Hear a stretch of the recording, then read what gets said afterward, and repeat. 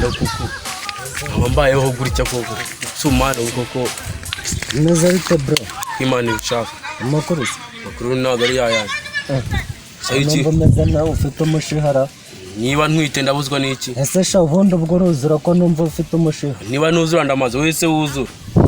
nuko mba nutuzuye wowe ubundi ubwo reba uko ungana gutyo ugejeje icyo gihe utari woga ubundi wa mugabo ubundi umuntu akunumye nini gutya aya ni amavuta wisize ubu urabona ameze nkawe meze bitesha sawa neza turutse he ndetse nkamwe uko numvisha bubanga amavuta ubundi sinuka gukubona barimo bakugihago unyumvira bya bindi kandi nanone navugaga ntese cyangije nawe bagukubitaga uri muri njyewe ejo ntabwo nagufata araruguru kwa murokore maje kwiba ibintu by'ikigori byabo unyumvira noneho kandi baravuga ngo ndi dore rwose nukuri ko Imana ngiye ntago nigeze niba cyajya kwa murokore barimo baraguhora ariko se ngiye niba se uwo muntu arahari base watanga umugabo wawe uwo muntu arahari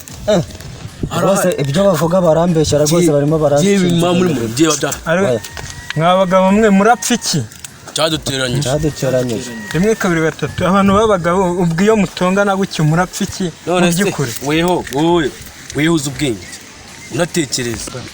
ndizera ko ubwo bwenge ubufite wowe ubundi utemanywe n'iyihe suri kuzana hano nta mvura yaguye